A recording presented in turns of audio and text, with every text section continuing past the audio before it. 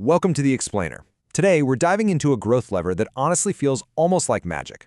We're going to talk about getting massive, tangible value out of the website traffic you already have without spending a single extra dime on ads. Put simply, we're going to learn how to make your digital surfaces work significantly harder for you. So let's get on the same page about what this actually means.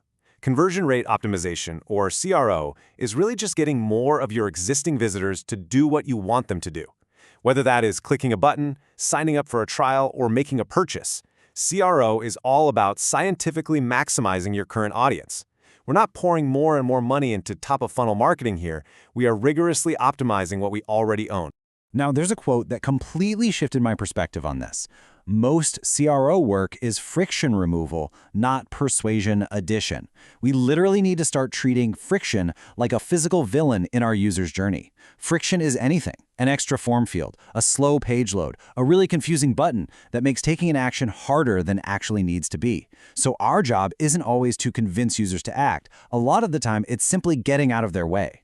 Here is our roadmap for today. We'll start by optimizing the top funnel, then we'll navigate the onboarding journey, monetize that intent, and finally, dig into the science of testing.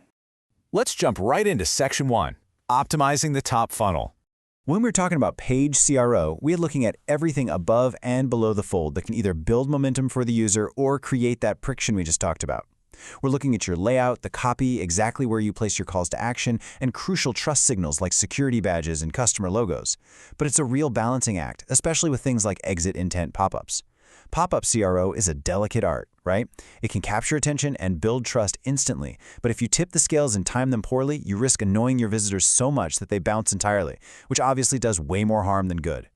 Picture this. You have a highly motivated user who really wants to request a demo. They click your CTA, and suddenly they are staring at a massive, daunting, standalone contact form. Every single extra required field you add to a form causes a massive, measurable drop-off in completion rates. Form CRO dictates that we have to meticulously evaluate our field count, ensure our error messaging is incredibly clear, and support autofill. I mean, if you're asking for their company's fax number in 2024, you are creating massive, totally unnecessary friction. Moving right along to Section 2, winning the onboarding journey. You can think of the sign-up flow as a precarious rope bridge between a user thinking, okay, I've decided to sign up, and the actual reality of account created. To stop users from falling off that bridge before they reach the other side, we must use strong, friction-reducing levers.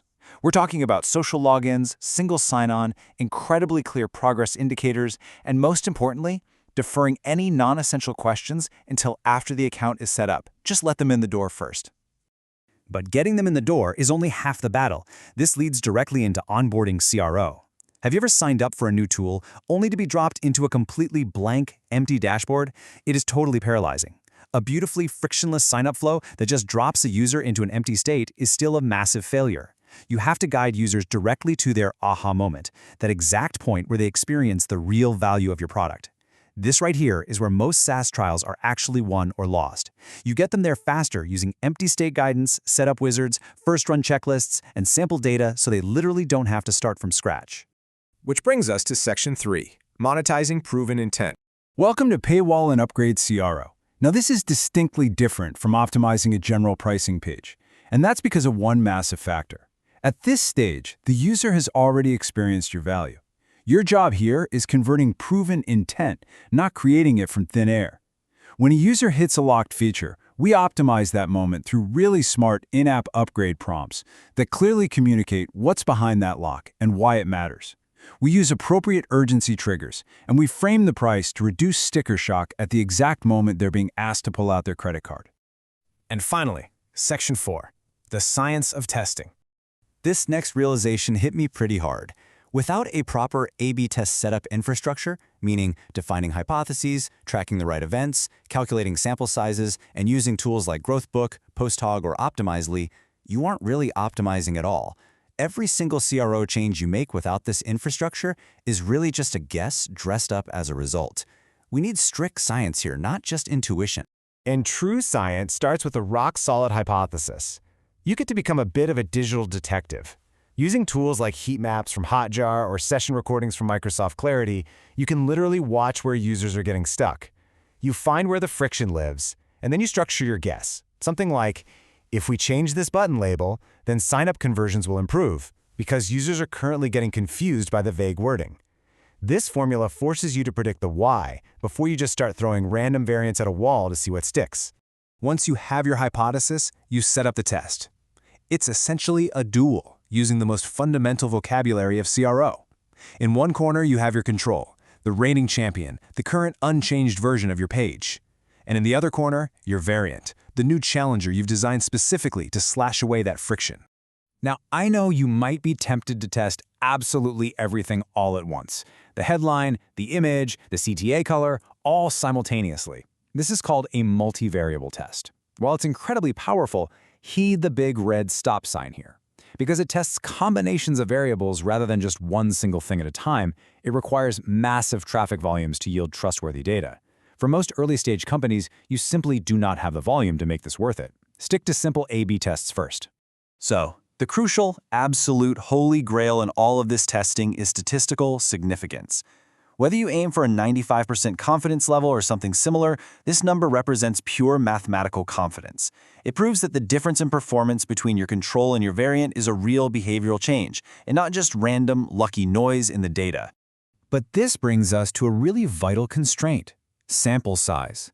When early results look fantastic and the conversion numbers seem to shoot right up, it is incredibly tempting to declare a winner right then and there. But if you call a test too early on a low-traffic page, you fall right into a massive trap, producing highly misleading swings. You absolutely must know how many visitors and conversions your test needs before you start, so you actually know when to trust the result and shut the test off. Which leads us to the ultimate trap for any growth team. I mean, we all want quick wins, right? It's the classic battle between above-average raw numbers and statistically significant results. But hear me on this. Never, ever ship a variant just because the raw numbers look a little bit higher today if the test hasn't reached true statistical significance. You don't ship on, well, it looks higher, you ship on the test reached significance. I want to leave you with a final, slightly provocative thought to take back to your own teams. Look back at the last 3 updates you made to your website or your onboarding flow. Ask yourself honestly, are your recent website changes driven by statistically significant friction removal, or are they just guesses dressed up as results? It is time to apply the scientific method to your user journeys. Thanks for joining me on this explainer, and I'll catch you next time.